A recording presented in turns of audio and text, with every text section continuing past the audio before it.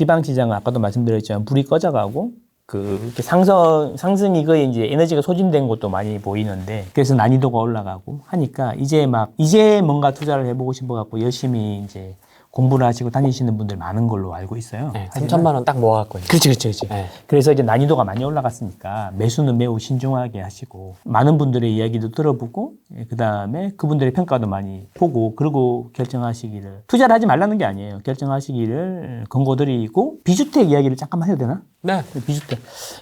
비주택을 보통 우리가 수익형 부동산이라고 그러죠. 비주택이라는 거는 오피스텔 중에 주거형 오피스텔은 어떻게 봅니까? 그건 주택이죠. 사실상의 거죠. 비주택 같은 경우에는 가격 결정 구조라는 게 있죠. 가격 결정 구조가 그 수익률에 따라서 가격이 결정되는 거죠. 네. 그러면 그 수익률이 조금 어려울 수 있는데 집에서 계산해보면 쉬워. 현재 실제 수익률이 있고 기대하는 수익률이 있어요. 수익형 부동산. 후랭이님은 예를 들어 내가 이제 상가를 산다. 그럼 몇 프로 정도 수익이 나면 살 것 같아요?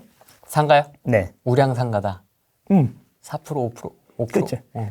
그래서 5%라고 치자. 그러면은 그 상가에서 1년에 월세가 1,000만 원이 나온다. 그러면 이걸 얼마 줘야 되냐 이거죠. 그러면 5% 수익이 나면 되잖아. 그럼 그거를 5%는 100분의 5죠. 네. 20분의 1. 그럼 그 역수를 곱하면 돼요. 20을 1,000만 원에 곱하면 2억을 주고 사면 그게 5% 수익이 나요. 내가 2억 주고 샀는데 1년에 1,000만 원 수익이 난다. 그럼 딱 5%잖아요. 그래서 원하는 기대 수익률을 역수를 곱하면 되거든요. 그러면 하나만 더 물어볼게요. 기대 수익률이 만약에 올라갔어. 이제는 10%는 돼야 될 것 같아. 그런데 이제 1,000만 원이 나와. 그러면 얘를 얼마 주고 사야 되냐? 10%니까 10분의 1이잖아. 그 1년 수익에 10을 곱하면 되지. 곱하기 10. 그럼 1억 주고 사면 이제 1,000만 원이면 10%가 되는 거죠. 자, 근데 지금 호랭이 기대 수익률을 5%라고 이야기한 그 바닥에는 뭐가 있냐면 은행 예금금리가 있죠. 은행에 넣으면 2%밖에 안 되니까 5%는 나와줘야지. 그렇죠. 차짜고 보태고 해도 남는 게 있고 그렇죠. 길게 두면 이렇게 올라갈 수도 있고 그런 거 아니겠습니까? 네. 그렇죠. 예금금리가 지금은 2%니까. 그런데 이게 얘는 또 기준금리하고 연동이 되잖아. 네.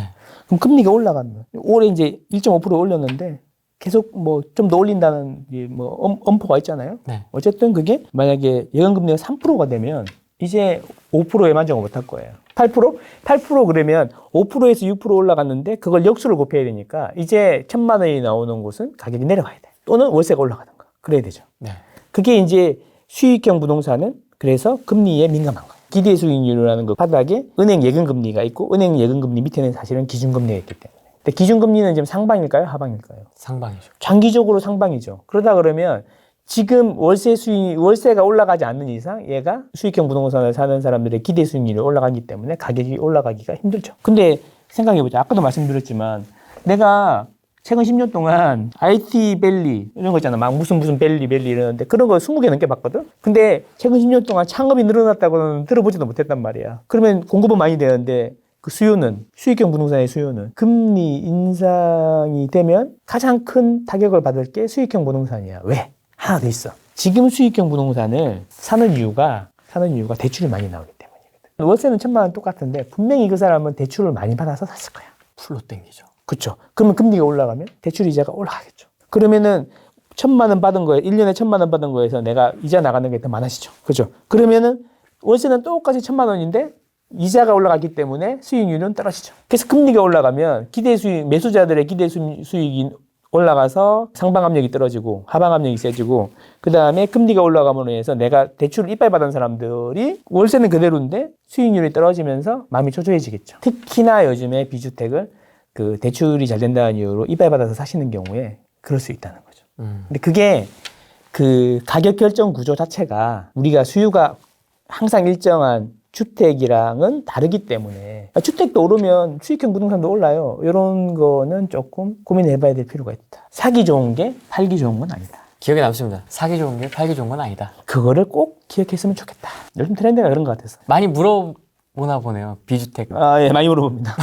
사람들이 이제 금리가 인상되면 이연거래에서 집 산 애들 이제 다 죽을 거다 이렇게 얘기하는데 네. 그런 얘기 많이 하잖아요. 근데 그렇지 않을 거예요. 저는 그렇지 않다고 생각합니다. 왜냐하면 금리를 올리는 거는 두 가지 이유 때문에 올려요. 첫 번째는 경기가 너무 좋아서 진정시키기 위해서 올리는 거. 이게 가장 정상적인 케이스죠. 어느 정도로 올리냐면 그 경제 성장률이 커버할 수 있을 정도까지 올립니다. 왜? 시장이 망가지는 걸 바라는 건 아니거든요. 그렇죠? 이게 가장 정상적인 거예요. 그럴 때는 문제가 되긴 하지만 크게 문제가 되진 않는데 가장 문제가 되는 거는 금융위기처럼 우리는 경기가 안 좋은데 외부 사정으로 금리를 많이 올려야 될 때가 있어요.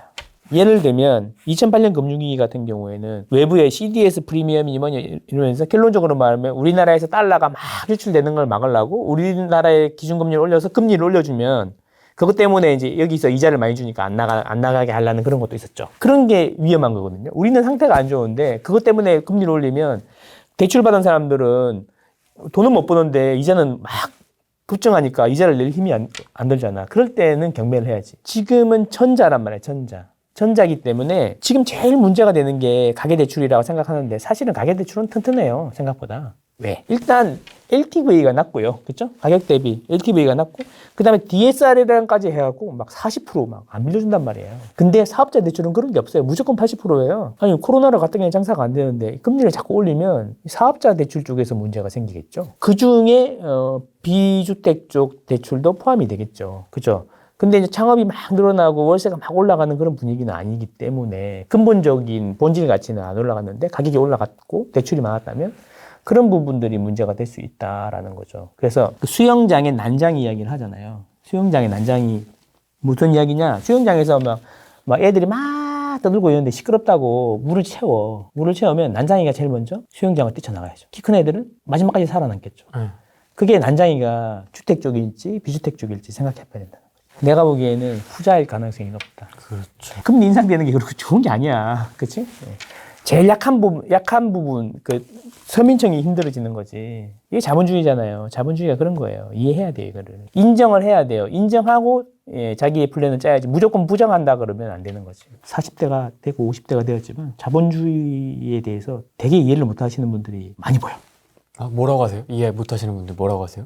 아니, 이거 예를 들면 자본주의에 대해서 이해를 못 하는 게, 저런 거 불로소득에 저런 거 벌면 안 돼. 그런 것부터 해가지고. 그런 거잖아. 40대이신데도.